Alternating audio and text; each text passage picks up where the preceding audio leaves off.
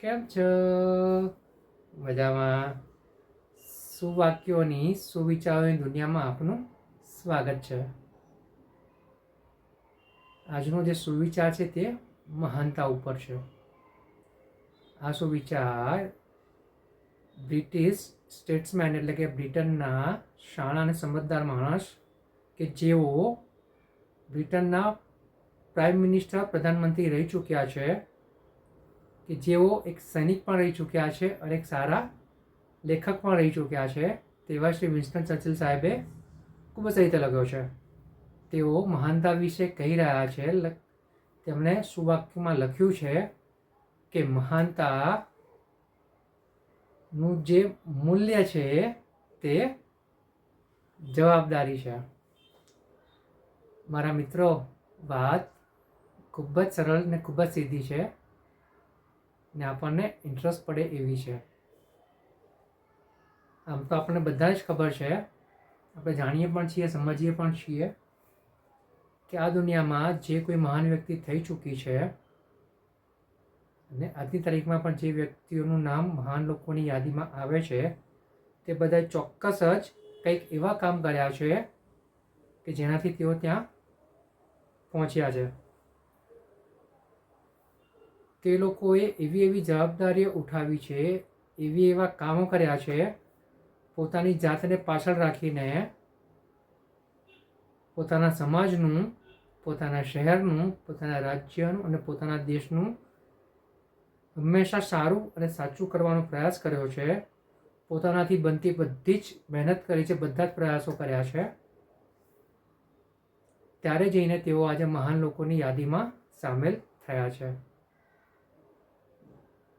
એટલે મહાન વ્યક્તિ બનવું એટલું કંઈ સરળ નથી. તેના માટે આપણે આપણી જાતને ઘસી નાખવી પડે છે.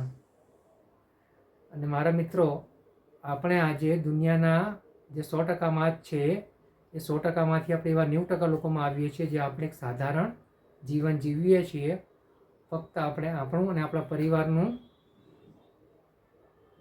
જે કંઈ છે ફરજ છે તેને આપણે આપણા ખભા ઉપર ઉઠાવીને, જવાબદારી ઉઠાવીને આપણે બધું કરીએ છીએ. અને બાકીના 10% લોકો એવા છે કે જેઓ દુનિયાનો ભાર પોતાના ખભા પર લઈને ફરે છે અને પોતાની જવાબદારી નિભાવે છે.